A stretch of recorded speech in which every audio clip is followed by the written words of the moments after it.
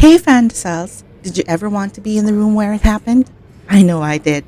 So I came, I saw, and I got myself a new crush in the room where it happened. Join me on this off-season episode of the Fandesals podcast. I'll be sharing my experience of watching the musical Hamilton in Manila. Hey everyone, I'm Clare and welcome to the show.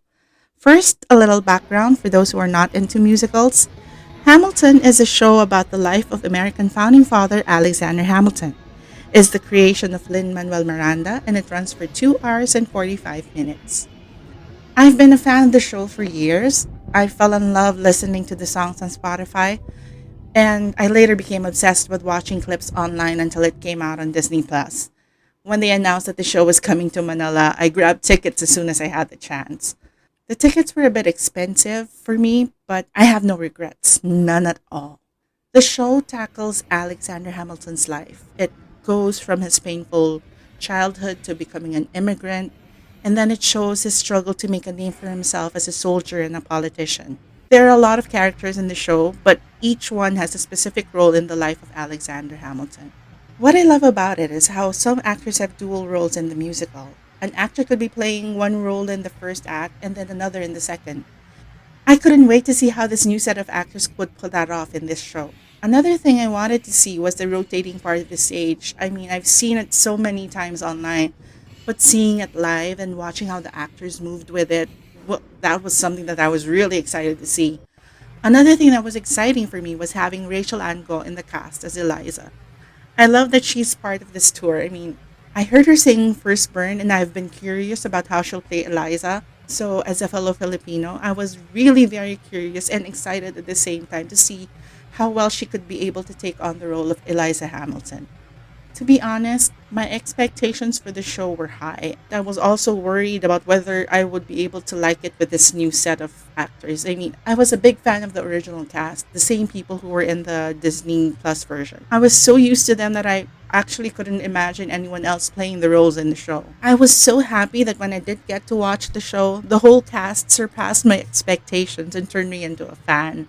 I mean, every actor had a different take on their respective roles compared to the original cast. I mean, it made the show feel fresh and it gave me a different perspective on the story of the musical.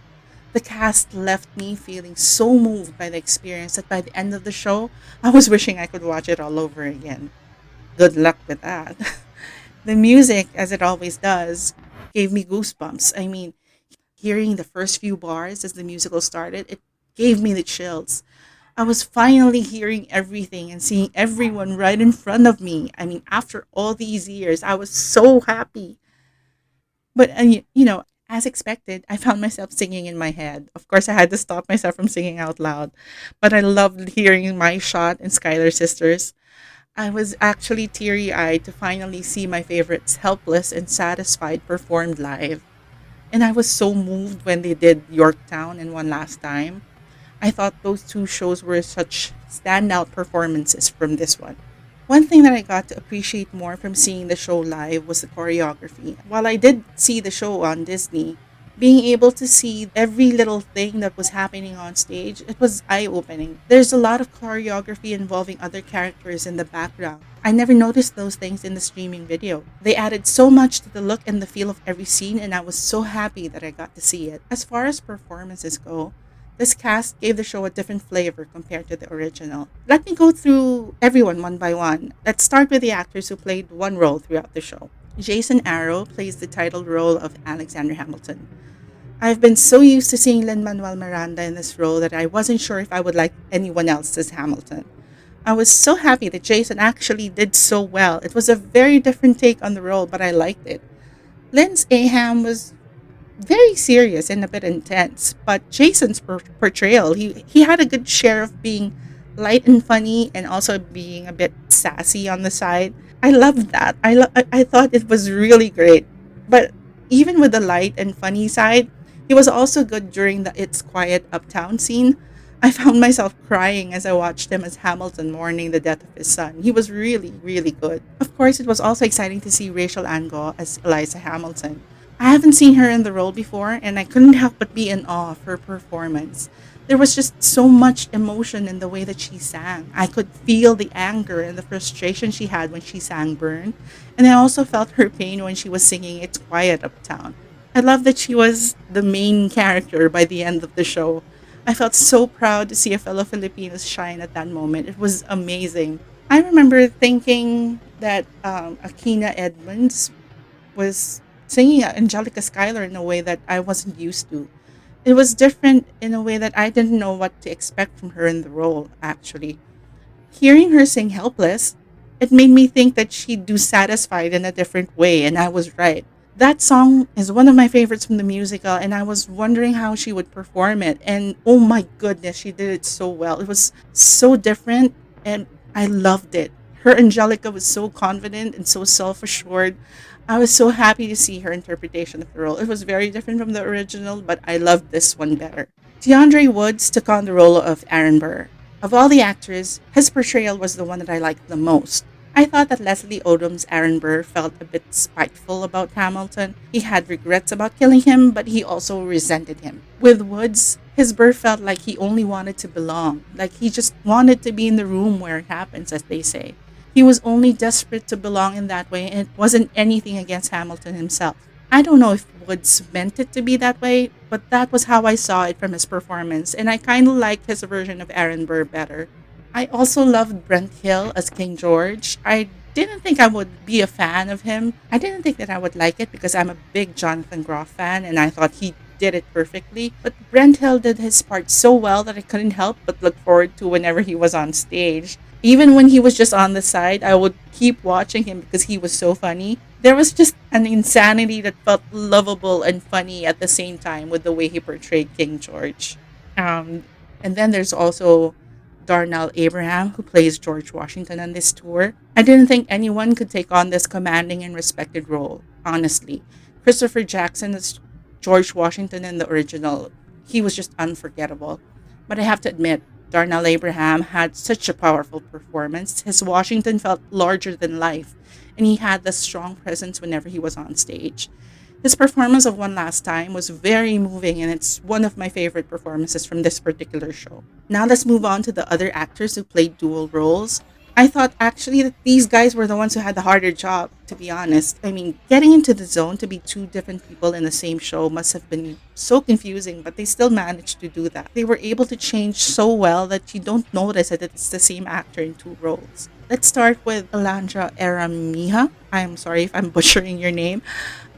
She takes on the dual roles of Peggy Schuyler and Maria Reynolds in the musical. This girl, she was so good. I mean, watching her as Peggy, I remember thinking, I can't see her as Maria Reynolds. When she came out as Maria and Say No to This, I couldn't help but be a fan because she played that role so well. She was so different from Peggy. I mean, you'd think that a different actress was playing the role. I am in awe. She's so good. Then there was Jacob Guzman as John Lawrence and Philip Hamilton. He was interesting. He made the role of Lawrence his own. It was very different from how Anthony Ramos played it in the original, but I liked it. I mean, my niece who watched with me, she was saying that Guzman played his Lawrence role better than Anthony Ramos.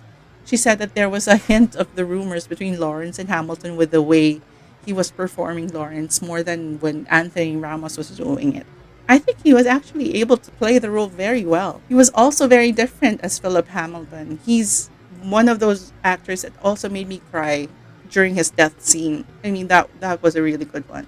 In the role of Hercules Mulligan and George Madison was Shaka Bagadu Cook. I hope I got that right.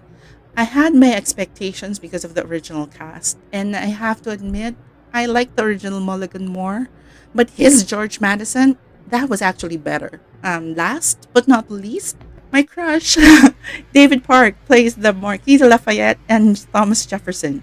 I was a bit disappointed at first with how he played Lafayette because I loved how David Diggs played him. I mean, Diggs as Lafayette was just so out there. He stands out whenever he's on stage. I felt that Park was just content with being part of the show as Lafayette, like he didn't want to stand out as much. But when he was Jefferson, I mean, I thought he redeemed himself. He was fun, he was sassy, he had more energy than when he played Lafayette. My niece and I agreed that he was actually very crush worthy when he performed in the second act. Anyway, so everything about the show worked together to make it all such a magical experience for me. Seeing the set design made me teary eyed because I wanted to see it up close for years.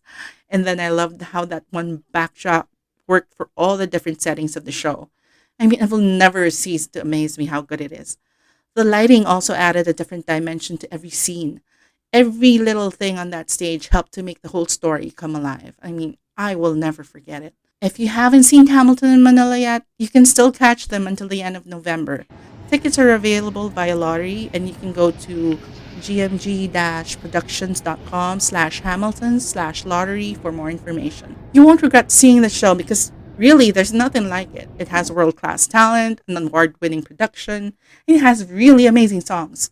It's something that will stay with you long after you've left the show. I actually wish I could watch the show again. I mean, that's how good it is. Abu Dhabi is the next stop for this international tour, and I think they are so lucky because this is a great cast that is bringing the show to them. Thank you to everyone for taking the time to listen or to watch my review. If you're a fan of the musical or musicals in general, I hope that you get to watch the show while it's still in the country. If you have any comments or thoughts, please share them on our social media accounts. You can find us on Facebook, Twitter, Friends, and on YouTube. We will be having the start of our season 6 on November 4th, so I hope you can all tune in and check it out. Thank you again, everyone, for listening, and I'll catch you all again on our season 6 premiere. See you then. Bye.